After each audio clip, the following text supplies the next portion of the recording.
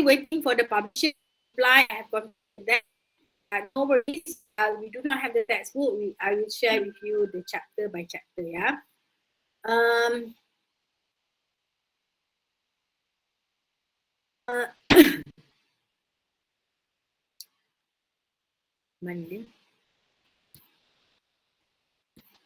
Okay. So this is the PowerPoint that I have shared with you. The PowerPoint is actually prepared by a group of students, previous student that have this as a project, right? And then they present this topic. So I choose to use this PowerPoint. It's very cute, right? All right, I have also shared the textbook chapter on the pioneer status. Okay, so why do you think that the company government provides tax incentive to companies?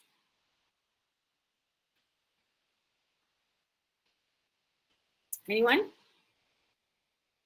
Why is the tax incentive? What is the implication of having a tax incentive to the companies?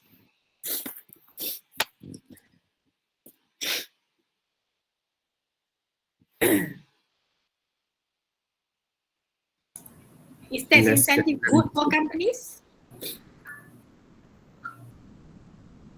It's good because it will reduce the tax liability. We reduce the tax liability of the company. So normally the tax incentive given is in the form of lower tax rate or a lot of deductions given. Yeah. So the incentive helps the company to reduce the tax liability. But remember that when the reduce the tax liability means that to the government, lower tax collection. So why the government give tax incentive, all right? But at the same time, the government will collect less tax. What could be the reason?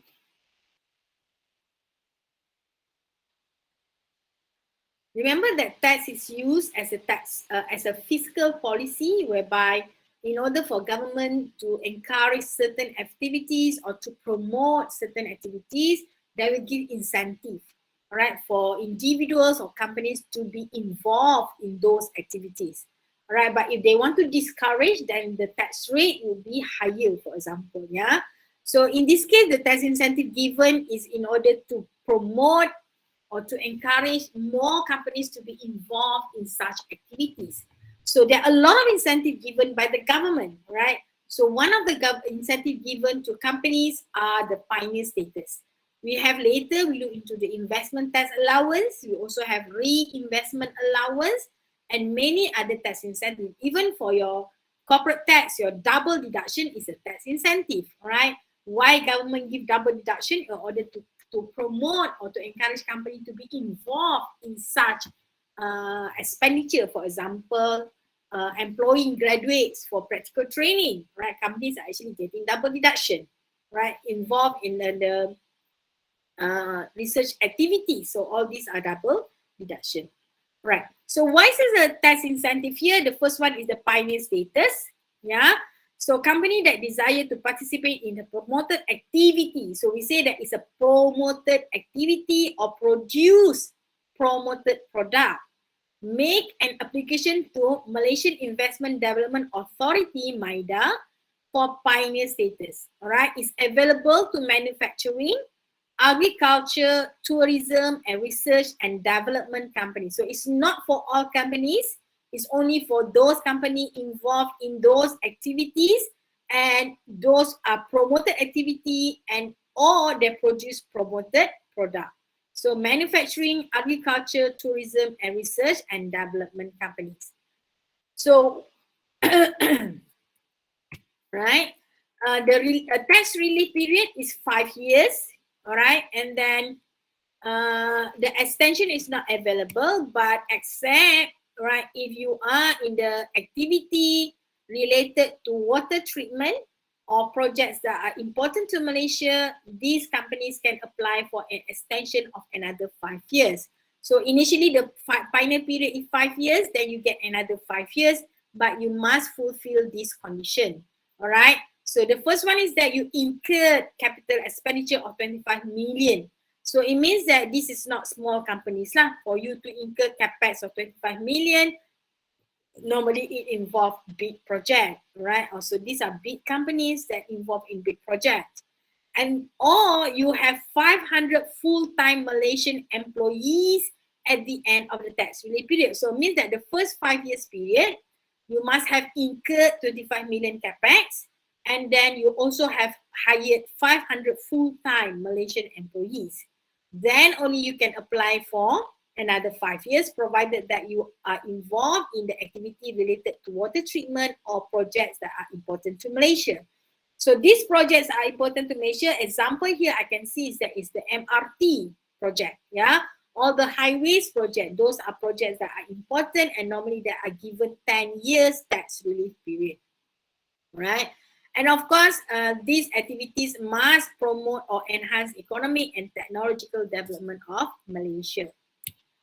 All right, so how you decide on the tax relief period? The 5 years period begins on production day, all right, and it continues for a period of 5 years.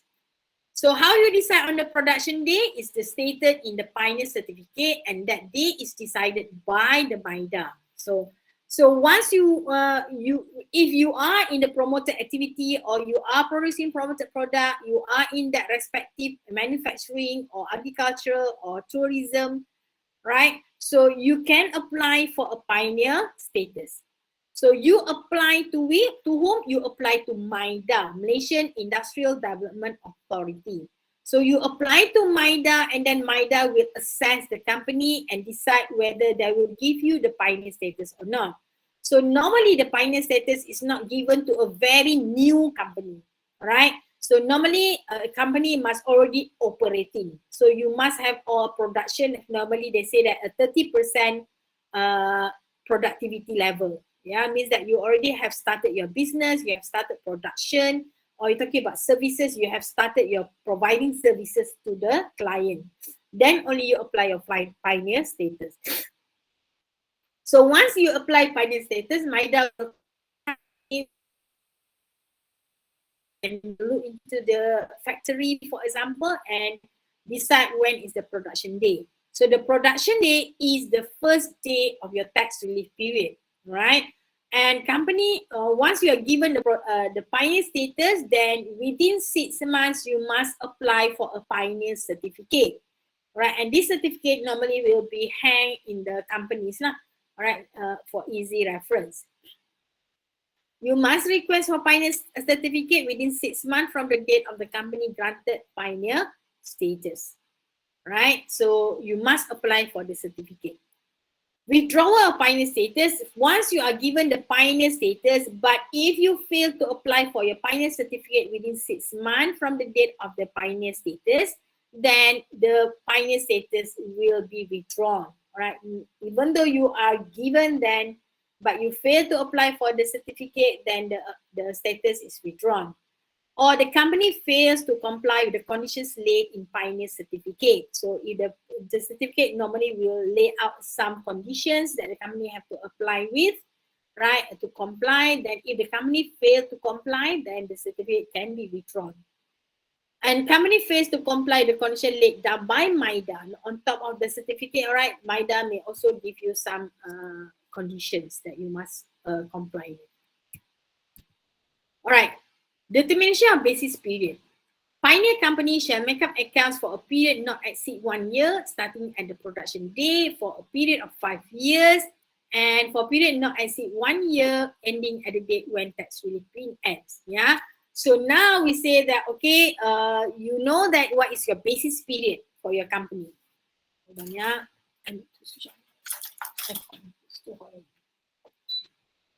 Right. So you have to decide what is your production day.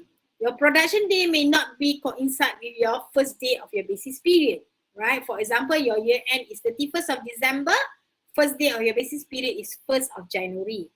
But your production day could be 1st of March, right? Depending on the, who decide, the MIDA will decide your production day. So if your production date is 1st of March, then your TRP, your tax relief period, starts on 1st of March of that year, right? So once you have this pioneer period, that means that you do have the pre-pioneer period and you have the post-pioneer period. Pre-pioneer is period before your pioneer period of 5 years, and post-pioneer is the period after your 5 years pioneer period. All right. So a company applied for pioneer status on 1st of November 2019, approved by MIDA, and the company applied for pioneer certificate, and the production day was determined on 1st of March 2020. Yeah. So 1st of March 2020. Remember that the company year end is 31st of December. Yeah. So means that your tax relief period starts on the production day, which is 1st of March. So the basis period for the pioneer business is, in this case, on 1st of March, which is the production day, to 31st of December 2020. So 31st December 2020 is your year end. So for that 2000, in this case, not 2002, right? Let me change this first. 2020, 21, 22, 23, 24. 25, and this one is your post pioneer, 25 and 26. Yeah. So basis period for pioneer, right? Your year end 31st December, it means that your basic period start on 1st of January, but your production day start on 1st of March. So you have 1st January until 28th of February 2020 is the pre-pioneer period. Once you have 1st of March, you have pioneer period for 5 years. So you always close on 31st of December. But the final period, you had the 1st January 2025 to 28th of February 2025. So that is only for 2 months. So that 2 months in 2025 is your pioneer period. But from 1st March 2025 onwards, that is your post-pioneer period. Yeah. You have pre-pioneer. Excuse me. Pre-pioneer, pioneer, and post-pioneer period. All right. So why is it so important for you to know your pre-pioneer, pioneer, and post-pioneer period? Because the treatment of your capital allowance. Yeah. So RE, all right, if the company use pre-pioneer asset, so it means that the asset is already in the business, you already acquired the asset previously, and then you have your pioneer period. So if the pre-pioneer period asset is being used in the pioneer period, so there's no problem. You just continue using the asset, you claim your capital allowance as it is, all right? So RE at the end of the basis period will be the beginning of the commencement date of your pioneer business. Yeah. Any capex incurred in the basis period of the pre-pioneer is deemed to be incurred on the commencement.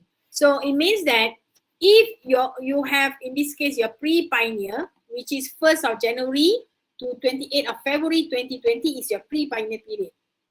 Right? If during this 2 months period in 2020, which is the pre-pioneer, if you incurred any capex during this 2 months period, the capex is deemed to be incurred in the pioneer period. Right? So you're going to claim IA and AA in the pioneer period on the capex that you incurred during the pre-pioneer period. All right? Provided it's in YA 2020 lah. If you incurred that in 2019, then you claim in 2019. But if in 2020, then you had the pre-pioneer and the pioneer period. So whatever in the pre-pioneer will be claimed in the pioneer period. But towards the end, all right, when you have 2025, you only have 2 months in 2025, which is the pioneer period. So if you incur capex in the pioneer period, this during these 2 months, all right, from 1st January 2025 to 28th of February 2025, so any capex incurred during this period will be deemed to be incurred in the post-pioneer period. So whatever capex that you incurred during these 2 periods is deemed to be claimed in the post-pioneer period, right? Right. Any unabsorbed CA at the end of pre-pioneer can be carried forward to the pioneer business, and from pioneer business can be carried forward to post-pioneer period. So there's no problem, right? Any capex incurred in basic period pioneer is deemed to be incurred in the commencement of the post-pioneer period. So that's why I say just now lah. Right? Any unabsorbed CA at the end of the pioneer period can be carried forward to the post-pioneer period. All right. So what is the method of tax exemption here? Profit exemption under pioneer status. So what it says is that if you are under pioneer status, you have to compute your statutory income. So how to compute your statutory income? Given adjusted income minus capital allowance. Then you have your statutory income. Once you have your statutory income, 70% of the SI will be abated. So the term is abated, right? It's not saying that will be exempted, will be abated. Abated means that it's just put aside. Yeah, you put aside that 70%. So in other words, you don't have to pay tax on this 70% statutory income. The balance 30%, so this is the amount of income that are subject to tax, corporate tax in this case 24%. So 70% is abated, it means that you don't have to pay tax on that 70%, but the balance 30% will be taxed at the normal tax rate. Yeah, so that is the exemption given to you. Is it good? Yes, it's good for the company. It means that of the 100% statutory income, you only have to pay tax on that 30%. The 70% is exempted. All right. In arriving to your statutory income, you have to claim capital allowance. Yeah, so that's why I mentioned your allowance is very important. You must be very clear about how to compute your statutory income. And remember that given a pioneer status, normally it involves 5 years period because the TRP is for 5 years. So we'll tax you on the 5 years computation. So you must know the capital allowance because capital allowance, you have to brought forward the current year and then you can carry forward that amount. So all this must be done correctly. Yeah. There is an exception to claim. So remember that if you claim capital allowance, means that your SI will be lower. But if you do not claim CA, then the SI will be higher. The good thing about higher SI is that 70% abated is higher. Right? It's good, means that the more of your statutory income will be exempted. Yeah.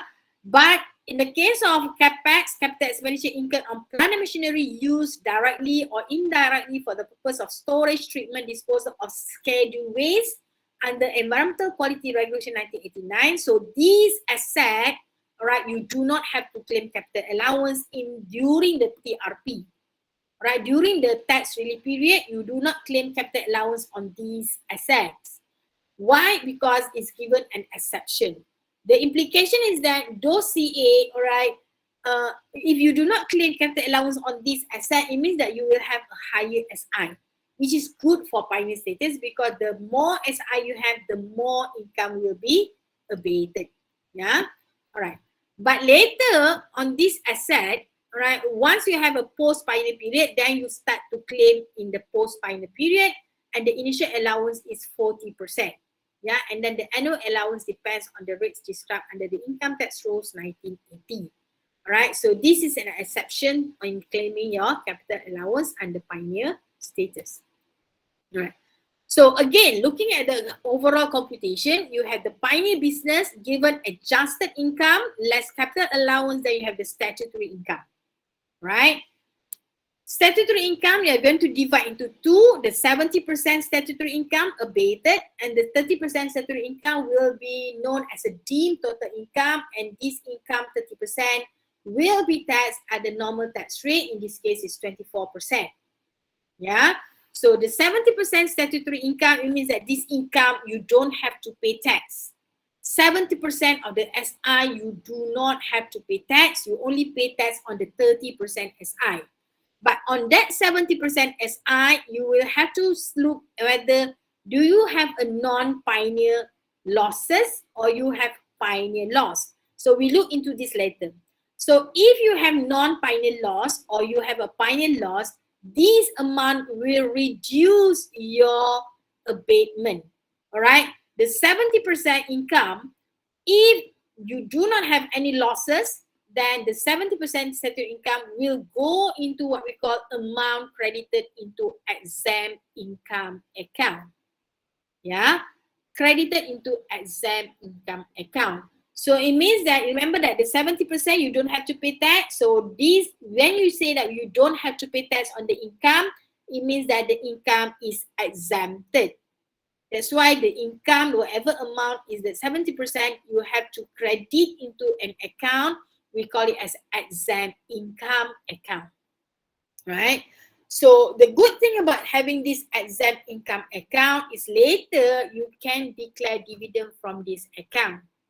So normally company pay dividend out of their retained earnings. So where does this retained earnings come from?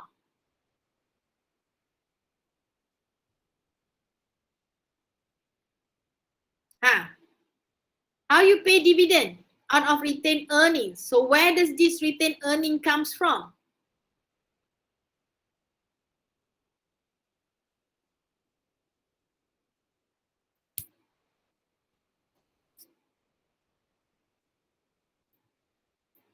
Mana? I punya Google.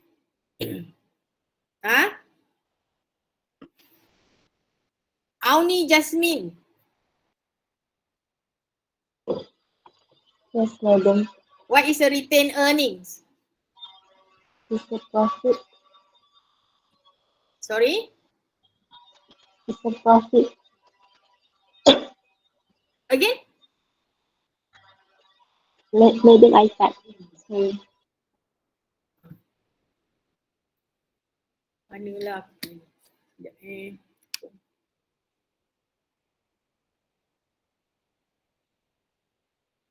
What is a retained earnings? Is actually the accumulated profit which is not distributed to your shareholders. Right? You have profit every year you have profit, so profit put into your retained earning. But if during the year you pay out dividend to your shareholders, then the dividend is actually taken out from the retained earnings. Right? So the balance of the undistributed profit, so that's what we call the retained earnings for the company. Right? So, but if you have a pioneer status, then you come up with what we call exempt income account. This exempt income account, company can pay dividend to the shareholders. So now they have additional amount, which is, for example, let's say 70,000.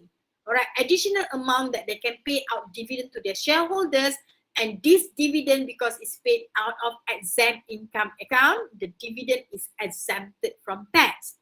What do you mean by exempted from tax? It means that the dividend paid to the shareholder don't have to pay tax on the dividend. So normally company, when they pay out dividend from their retained earnings, so for example, 100,000, there's only have one shareholders, company B, right? So 100,000 they pay out to shareholders B, so they cannot pay 100,000, they have to pay 100,000 minus 24% tax. And that 24% tax is paid to Inland Revenue Board by the company. Then only the balance 76,000 they pay to the shareholders. Right, so that is under normal circumstances, the payment of dividend. So in the hand of the shareholders, the 76,000 they receive is net of tax. So we call it as a dividend net of tax. All right, dividend paid out net. Shareholder don't have to pay any more tax. Why? Because the company has paid tax on the dividend, but at 24% tax rate, right?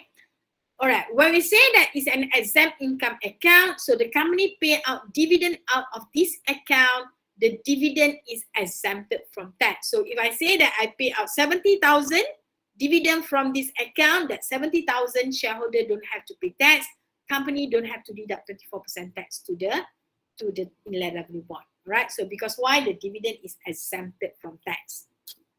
Understand? Okay. So the computation here is similar to this, where we have the adjusted income minus your capital allowance. Then you have your SI.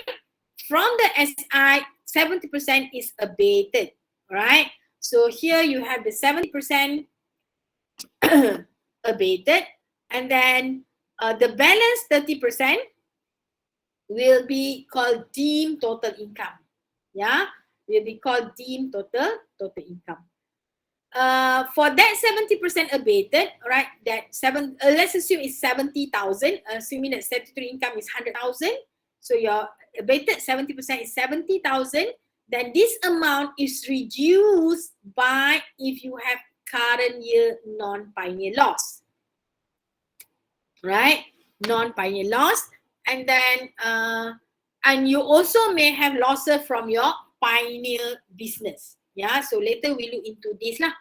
What do you mean by non-pioneer loss, a non-pioneer business, and a pioneer business? So if you have losses, so these 70% abatement will be reduced, and the amount, for example, let's say that your current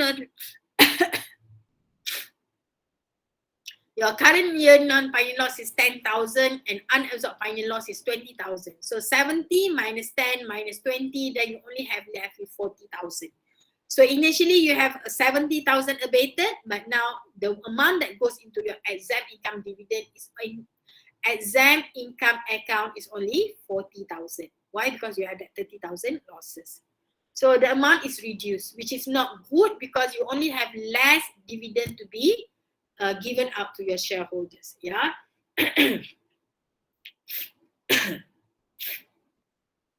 If you do not distribute this dividend, it's like you have a reserve.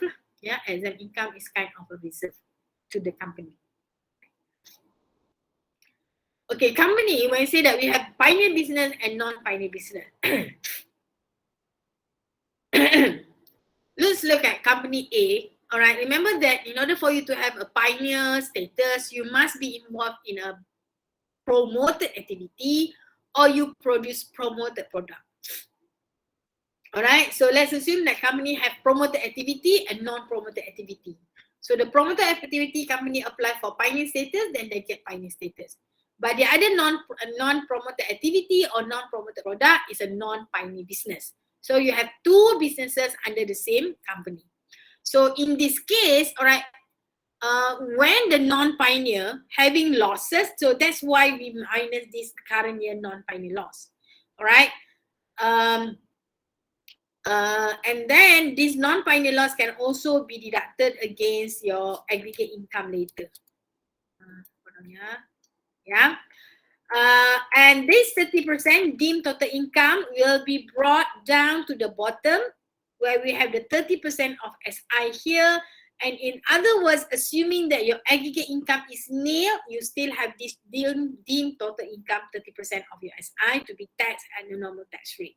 So in any circumstances for pioneer status company, they will still have to pay tax on the 30% of their pioneer business SI and also non-pioneer business income. All right. Pioneer loss. So pioneer loss, it means that you have a pioneer business, but this pioneer business, instead of making a profit, is making losses. So if the pioneer business making losses, it means that adjusted income is nil, statutory income is nil, so nothing goes into your abatement income. Right? So if here is zero, you have current year pioneer loss here, but because zero, you will not use the losses because pioneer loss can only be used to set off against pioneer income.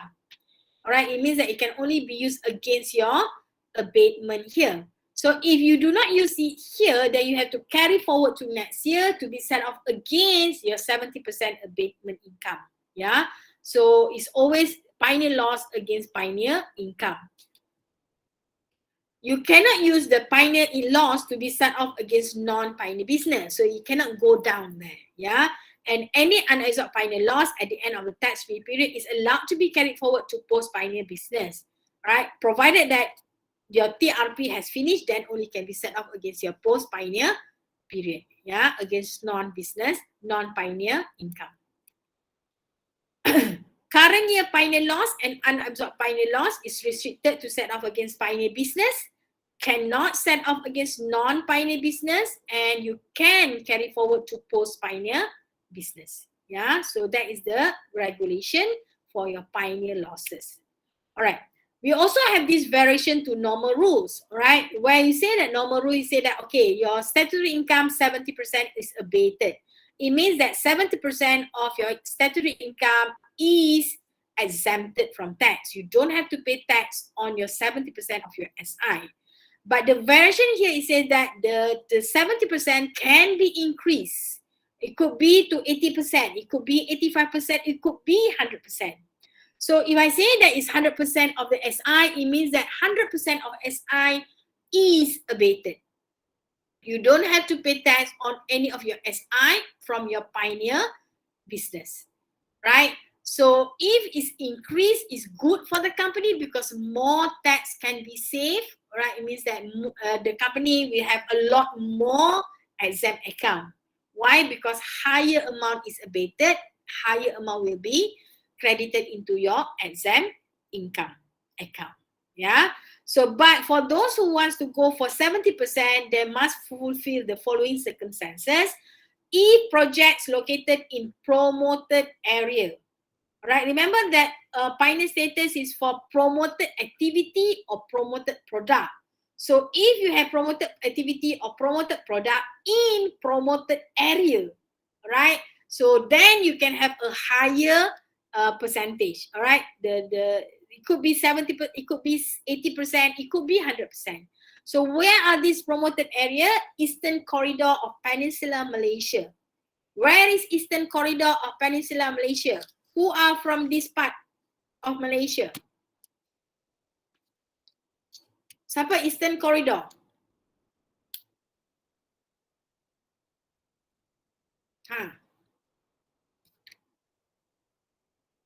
Anyone? Where is east of Malaysia, Peninsular Malaysia? Terengganu. Which Kelantan, Terengganu. Lagi sekali? Kelantan, Terengganu, Pahang. Kelantan, Terengganu, Pahang and Mersing. So that's why dia tak kata promoted state, dia kata promoted area, because why Mersing is included as promoted area. So if you have your activities, the promoted activities or promoted product in promoted area, right? So they will give you a higher percentage. Yeah. Why? Because and then you have also Sabah, Sarawak and Labuan lah. Alright, why? Because the government wants to encourage company to go into these area in order to develop them more. Remember that the government encourage you to have these activities in this area. Alright, of course the government will collect less tax, but remember that when you develop the area for your manufacturing, for example, or if you have any promoted activities in that area, tourism, for example, so it will develop the economic activity. It will create job opportunities. What it will help to improve the infrastructure in that area. Alright.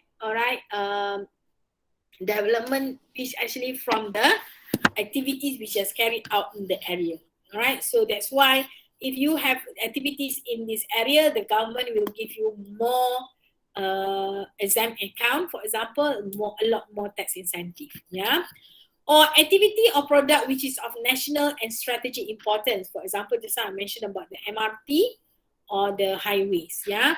High technology company or company participate in industrial linkage program, contract research and development companies, and also approved research institute or company. So these are the areas or the industry that can get a higher tax exemption, right? Incentive.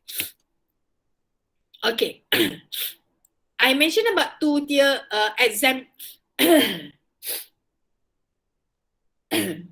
I mentioned about the two-tier exempt dividend, or not yet. I mentioned about exempt account. You can pay out exempt dividend from your exempt account, which is actually derived from your abated 70% just now, yeah. So the amount goes into exempt income account. So why is it so important to have exempt income account? Because you can declare dividend out of the exempt income account. And the dividend paid out of exempt income account is exempt dividend. So it means that there's no tax to be imposed on the dividend paid out of the exempt income account.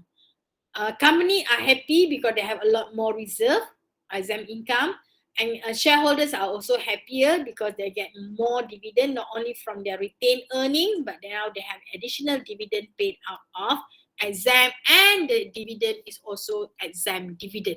Yeah. And when we say two-tier exempt dividend, it says that shareholder who receive will be exempted, and then the second tier shareholder receive exempt dividend as well. All right. What it says here is that you have a pioneer company having exempt income account, and then they declare dividend.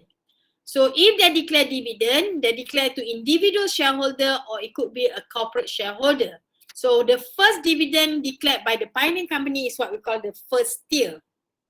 All right. So individual shareholder that receive, of course, there is an exempt dividend. Of course, the individual do not give to other individual, right? But for corporate shareholder, they may have their shareholders. So corporate shareholder 1 receive exempt dividend, so that exempt dividend will be credited into exempt income account. So in other words, whenever a company receive exempt income, all right, for example, they receive exempt dividend or they receive exempt income from overseas because they don't have to pay tax on foreign source income. So that exempt income has to be credited into exempt income account, right? So once they receive the exempt dividend, put into exempt income account, and then from the exempt income account, they can declare dividend to their shareholders, which is corporate shareholder 2. Yeah. So this is what we call second tier. The first tier is from pioneer company to corporate 1, and then from corporate 1 to corporate 2. So that's a second tier. The second tier is also receive a dividend, exempt dividend. Yeah. But corporate shareholder 2, if they were to declare the dividend to their shareholders, there's no more. Because that's why we call it's only 2-tier dividend, first tier and second tier. But corporate shareholder 2 to shareholder 3 is already the third tier. So in this case, they cannot give exempt dividend. If they can give dividend, but the dividend will be taxed at 24%. Right? Understood? Okay. Okay, tax planning for company that want to apply for pioneer status, it will only beneficial if a company have a projected profit, yeah, reliable and correct for 5 years is substantial, right? So it means that in order for you to have a pioneer, to apply for a pioneer status, you should have a statutory income. In order to have SI, it means that you have adjusted income. Yeah, adjusted income, and then you have a large SI, statutory income, so that the 70% goes into abatement, and then you may exempt all everything, right? So that's why if the company is making a profit, then only you go for pioneer status. Right? So for company that want to apply for tax incentive, they will have to pay, they have to come up with a projected profit for 5 years, right? And this projected profit should be reliable, yeah, and correct. Because of course they have to do their very best in coming up with the projected or the forecasted profit, all right, in order to make sure that they apply the right incentive for the company. Yeah, the incentive that give the highest tax exempt income, and then the benefit means that the lowest tax liability. And then for pioneer status activity or company is not capital intensive. All right, it means that they do not have a lot of capital expenditure. So if capital expenditure means that they buy a lot of asset, all right, so this asset they will claim capital allowance. So if there are capital allowance, so it means that you will claim a lot of capital allowance. This capital allowance reduce your SI. So when your SI is reduced, it means that your tax exempt account is also lower, right? So that does not benefit the company lah, because the objective is to maximize your exempt account. And company do not suffer losses. All right, losses here, it could be losses from the pioneer business or from the non-pioneer business. So if the company suffer losses, then the loss will reduce the amount credited to the tax exempt income account. So that will defeat the objective of having the maximum exempt account.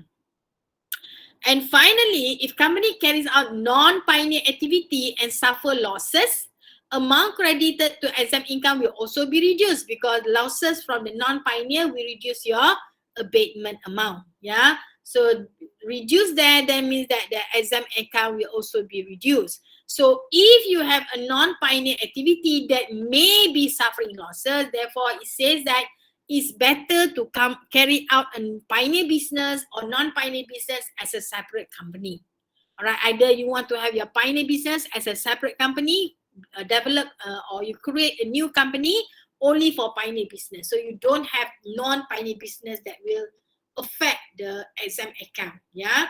So all right, you can always create a new company. Right, it's not difficult to create a new company.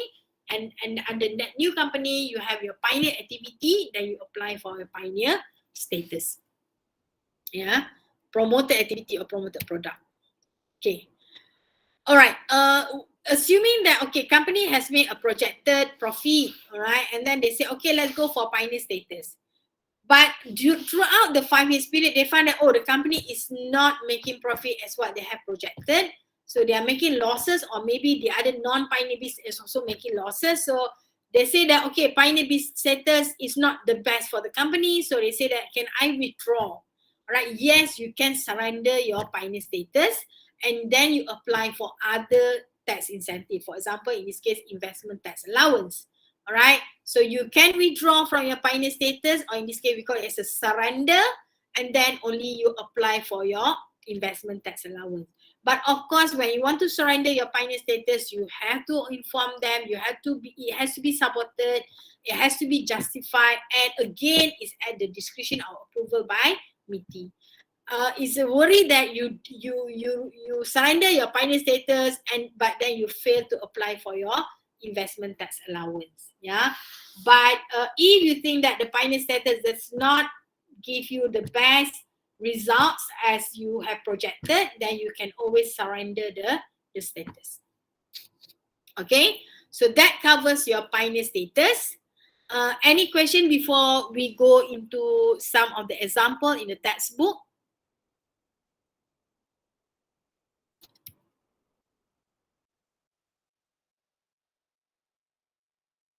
Right.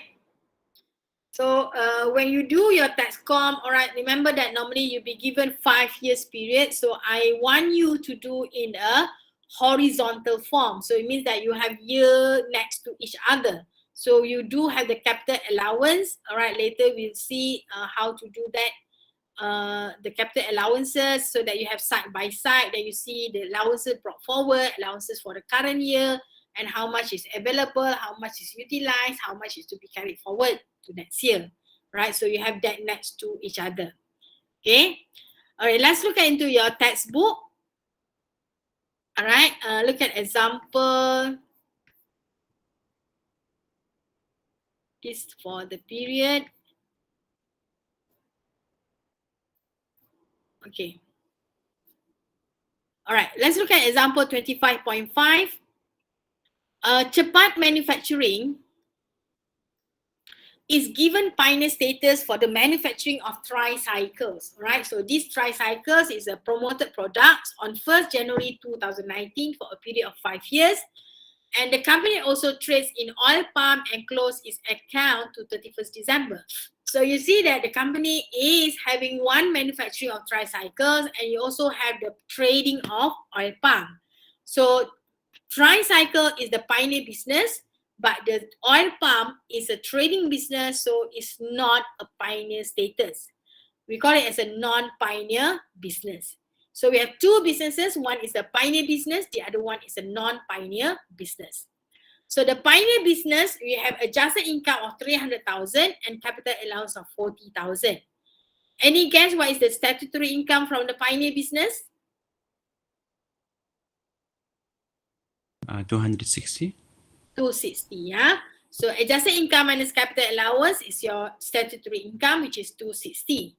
But trading business having a balancing charge of 6,000, you have a capital allowance of 28, but you have adjusted loss.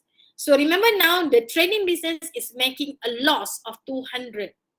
And then on top of that, they also have interest income of 60. Yeah.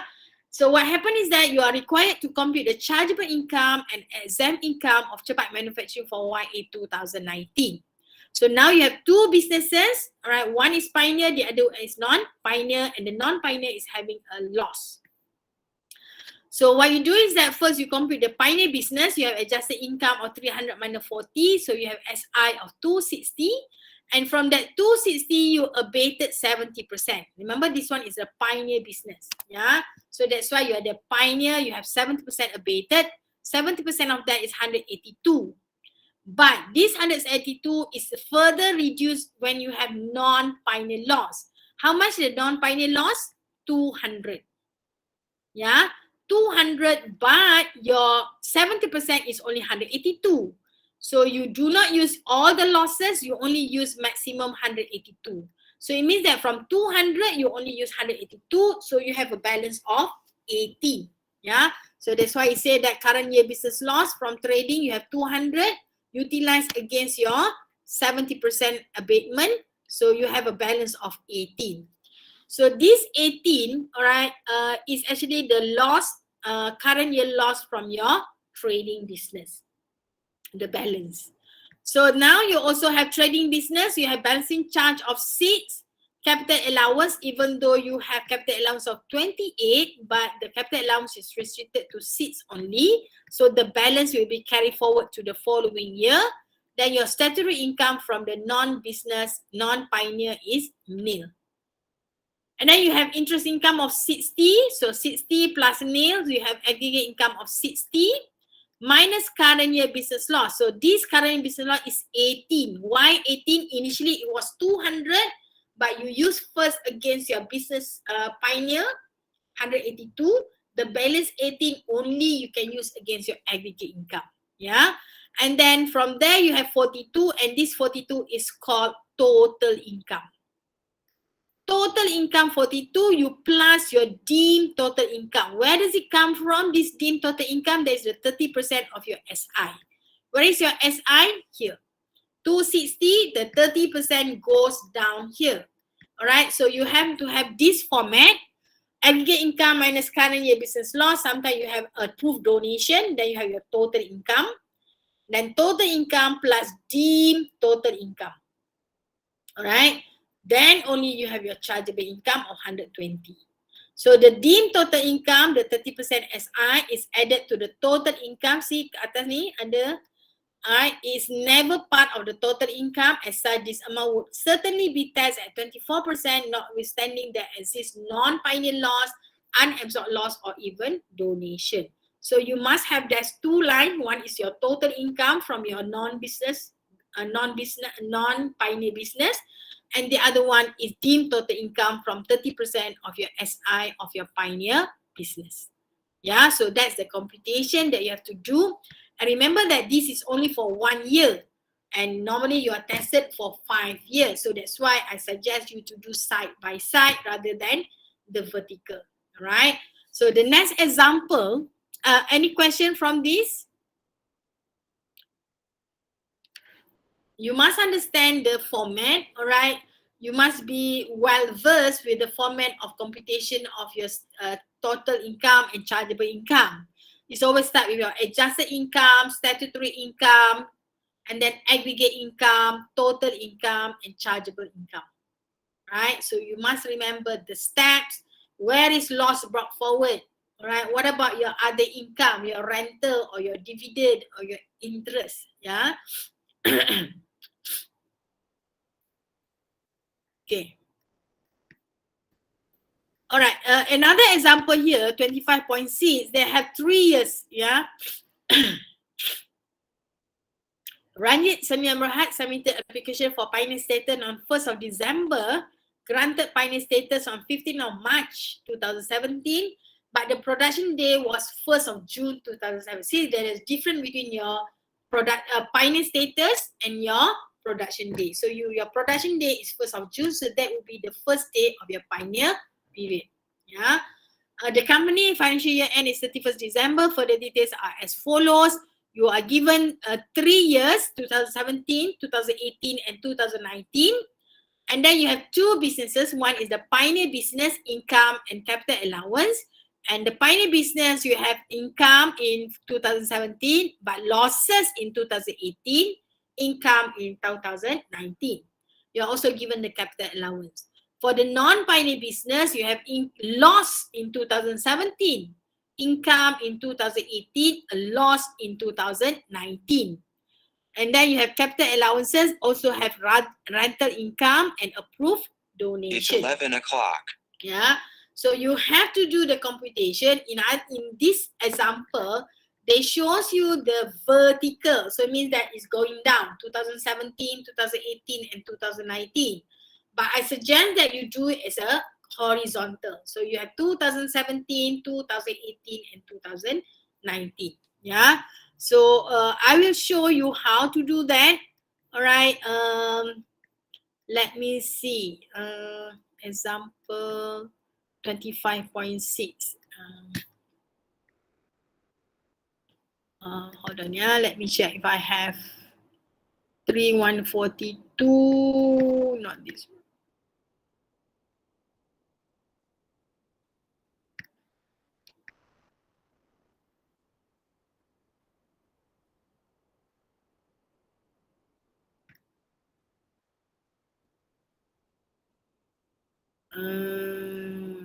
Where is it? I don't have it now. I don't have it. All right. Okay. Let's look at this one example. Yeah, where I do not know. I hope that this is example of having side by side, right? You have the pioneer business, so you have 2019, 2020, 2021, 2022, 2023. All right, so you have what is the pioneer adjusted income, and then these are your CA capital allowance. Capital allowance you have brought forward, current and available, how much you utilize, how much you carry forward.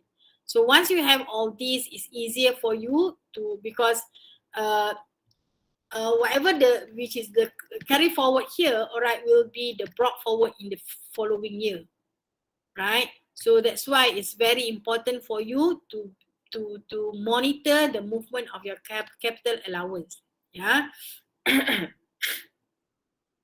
Similarly, here is the brought forward, and then becomes the carry forward in the carry forward to the following year. Okay, so your SI, then you have the 70% abatement. So you do that horizontally is easier. So whatever your SI here, you just take 70% of that. And then less current year non-promoted loss. So whenever you have losses, then you just plug in that amount, right? And then promoted loss also, if you have it. And then this is the amount that goes into your exempt income. And then for the non-promoted, you have adjusted. So these are the information for the non-promoted. So you put in the amount, right? If you have losses, I prefer to have one line for adjusted loss so that I'm aware that I have losses for that year. Yeah, so when I have loss, means that my adjusted income is nil. Do not have adjusted income negative 12,000. Yeah, that's wrong. Whenever you have loss, your adjusted income is always nil, right? You cannot have a negative income. So whenever you have adjusted loss, again, your adjusted income is nil, right? So when you have put adjusted loss here, so you know that when you do computation, right, you remember that, okay, I have losses, all right, unabsorbed loss, that you also have loss brought forward. Sometimes you have some figures in this column as well, right? Statutory income minus unabsorbed loss brought forward plus other interest or rental income. Then you have your aggregate income minus current year non-promoted loss. So depends again how much has been used against your 7% abatement. Yeah, non-promoted loss here is the, right, this one is actually current year non-promoted loss is the balance after using against the abatement. Yeah, and then you also have approved donation. You can have zakat as well. Remember, approved donation is restricted to 10% of your SI, 10% of aggregate income. Yeah, and zakat is restricted to 2.5% of AI. Yeah, but remember that you have to check how much is the approved donation, and whatever amount is restricted to 10% of your aggregate income. So this is your aggregate income, right? And then you have your total income, then only you have your deemed total income, which is 30% of your SI, right? From there, you have your chargeable income. Not only you have, sometimes you do have to show me the computation of your capital allowance, right? How you compute your capital allowance, and how this is how you get your CA for the respective year of assessment. So for example, from the computation of CA, all right, the 419 goes into your 419 in the current year of your CA. Yeah. So remember that if your computation of CA is wrong, definitely your statutory income is wrong. Then what is 70% is wrong. Your exempt income is wrong. Everything is wrong. Yeah, so it's a dominoes effect there. Yeah, so that's why you must be very good, very clear about how to compute your capital allowance. Yeah. All right. I just want to show you how to do that horizontally.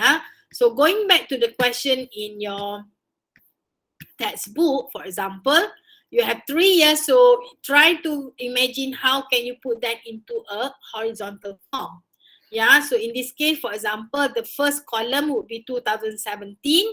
You have exempt income. In this case, you have 45,000 minus 33,000 capital allowance, so you have statutory income of 12,000. 70% of that is 8,004, and the balance 3,006 is the 30% is what we call deemed total income. And this deemed total income will appear in later. Where is your deemed total income? So it's here. Yeah, not that one. This one, 3,600. So the deemed total income appears at the bottom of your computation. The 70%, all right, you less non-pioneer current year loss. So remember that the non-pioneer business loss, you have 4,000. And the abatement here, you have 8,004, means that you use everything, right? The losses you use against your 70%. So as a result, you have 4,400 only here. All right. The one initially you have 70% is 8,004, but because losses from your non-pioneer business, the amount credited to exempt account is only 4,400. All right. And then you go continuation, that then the computation is. So this, all right, the exempt income ends there because you only want to decide how much that is the income that goes into your exempt account. Yeah, but the rental income is the one that is you have to compute, because this is, you have to pay tax on this rental income, and then you don't have any current year business loss available because the loss here 4,000 has been fully utilized against your pioneer income. Yeah, the abatement just now.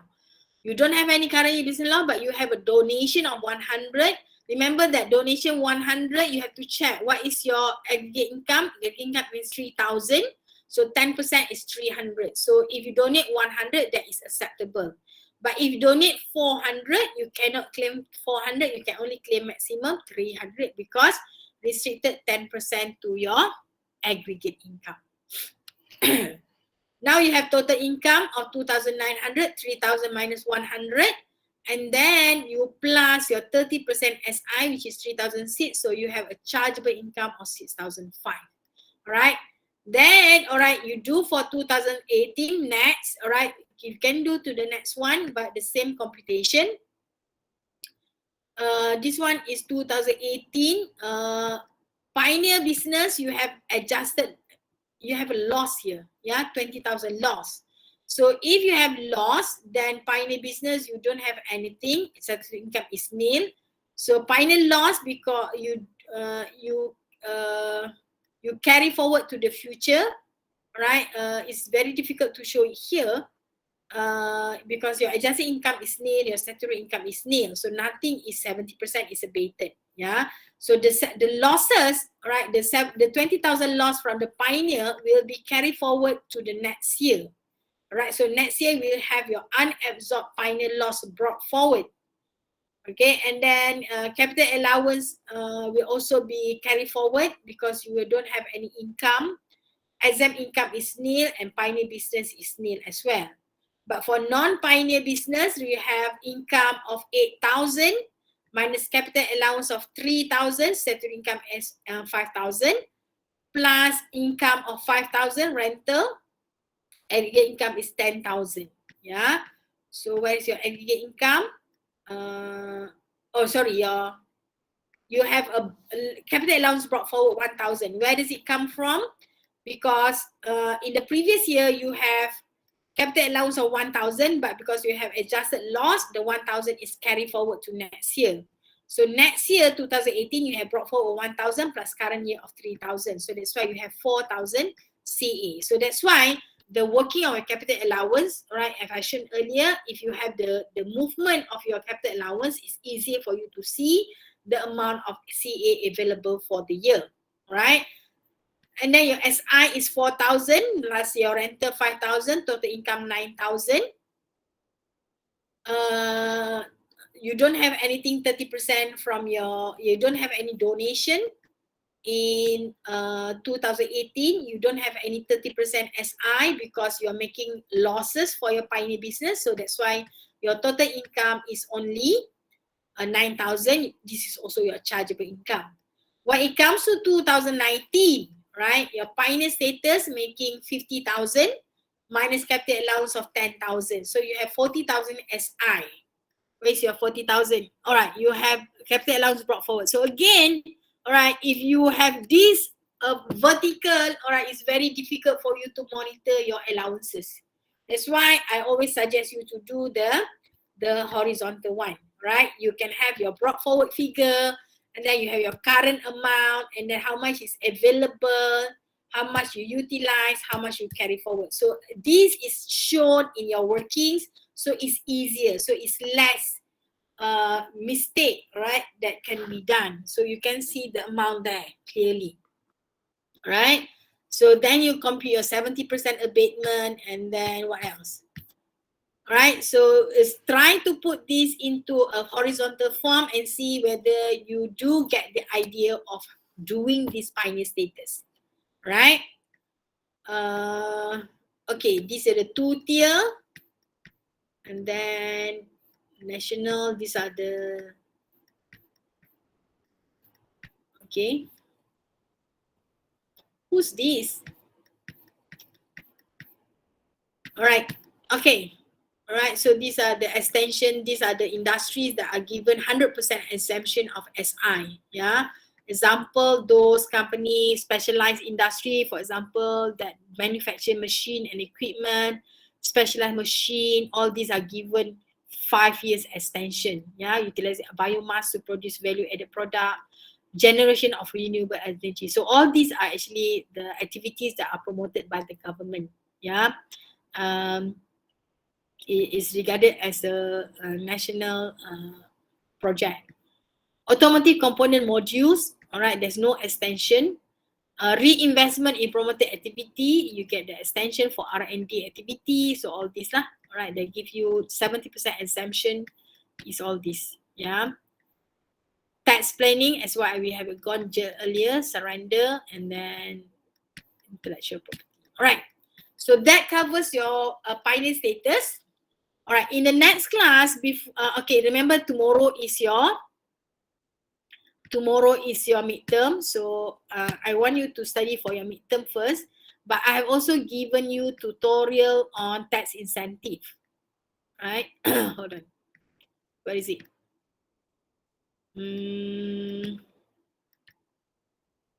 We have tutorial question on tax incentive. Where is it? Yeah, investment incentive. So these are the question. You have question 1, 2, question 3, question 4, right? So later do this question, and next week we'll discuss the tutorial, yeah? So hopefully we'll be able to discuss the tutorial question for pioneer status before we go into the new topic, investment tax allowance, okay? There are a lot here, right? So hopefully we'll be able to try, and then we'll discuss the answer later in the next class, all right? So do you have any other question for pioneer status?